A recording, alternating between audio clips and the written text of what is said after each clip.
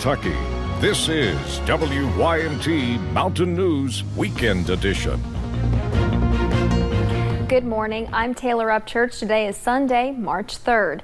Let's check in with meteorologist Kelly McShane for a look at your forecast this morning. Kelly, the WYMT weather team has issued a severe weather alert day. Yeah, Taylor, we have issued a severe weather alert day, and that's because we are expecting snowfall later on this afternoon. The National Weather Service last couple of hours issued a winter weather advisory so far only for 3 of our counties, Boyd County, Lawrence County, and then Wayne County in West Virginia. You all are under that winter weather advisory from 11 a.m. this morning until 4 a.m. Monday morning. So that's definitely something to keep in mind. Our temperatures, we are still above freezing everywhere you look in eastern Kentucky, a little bit cooler in the Big Sandy, a little bit warmer into the Cumberland Valley region. Pinpoint Doppler showing rainfall that moved through overnight. It's showing a little bit of snow pop up, but I don't think it's falling as snow because we are still seeing those temperatures around 36, 37 degrees up near Moorhead. So I think we're still seeing just rain this morning, but that will change as we head into the afternoon. And you can see that on our 12-hour planner. I think that transition point, especially for the Big Sandy region, will be a little bit earlier, maybe 1, 2 p.m.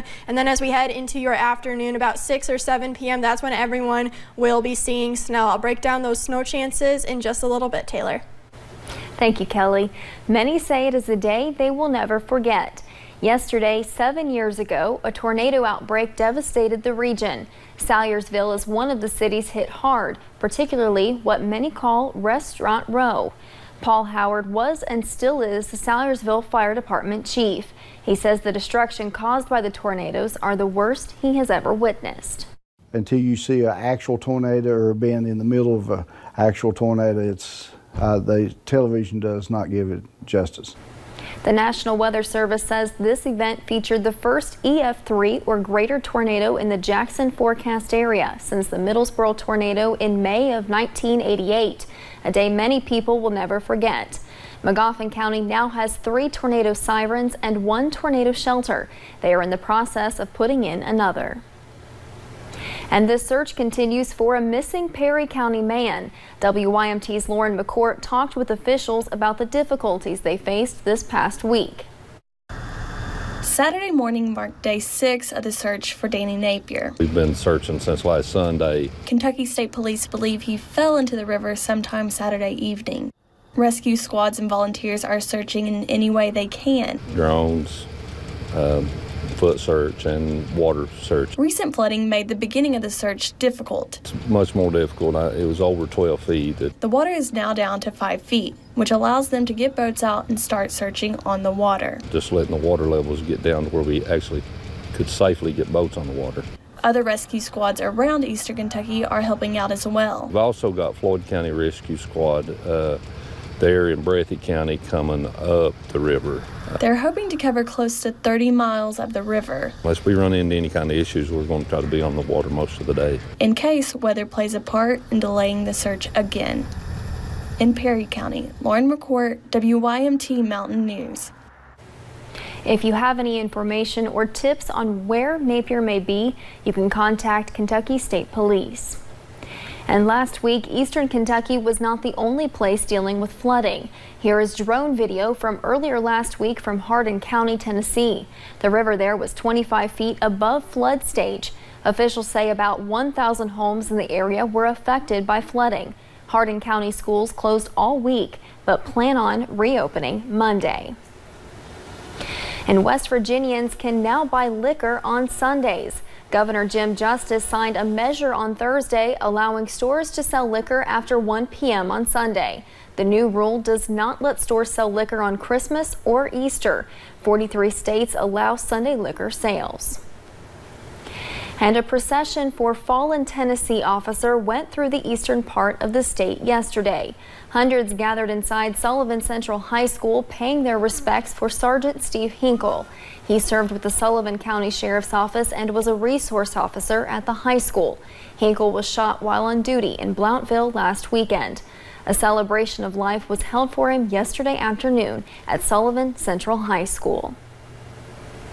A Kentucky family desperate for answers still hopes Savannah Spurlock will come home.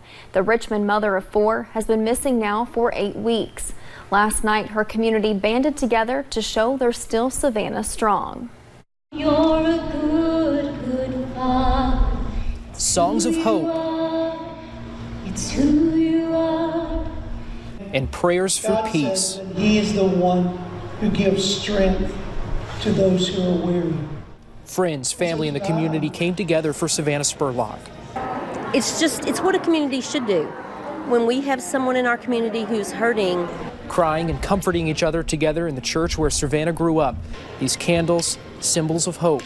Until there's no reason to have hope, I have that hope, because she could still be okay out there and come home to us. Savannah's Aunt Lisa organized the vigil for the missing mother.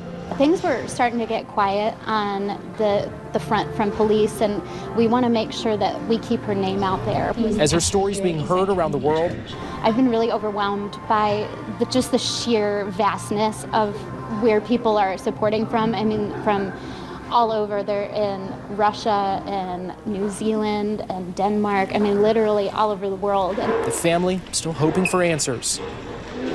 I just want answers. I just want to know where she is. The community continues to stand together. Savannah strong. The Spurlock family encouraged everyone to share a picture of Savannah with the hashtag #SavannahStrong. And a local diner is donating part of yesterday's proceeds to a great cause. Francis's Diner in Hazard is donating 10% of their sales to Greater Kentucky Southern Indiana chapter of Alzheimer's Association. Many of the employees' family has been affected by the disease, and they wanted to find a way they could give back to help find a cure. It makes me feel real good to be able to help other people that have that. Yeah. Because I went through that with my mom so many years, and it's sad. it's hard. That's it is. Francis's fundraiser went on until late yesterday evening. And coming up on Mountain News this morning, new concern about HIV infections in the U.S. and another health benefit associated with breastfeeding. We will have a look at this week's top medical headlines. Many of us will see rain this morning, but by this evening, some of us could be seeing snow. I'll break down the details coming up next.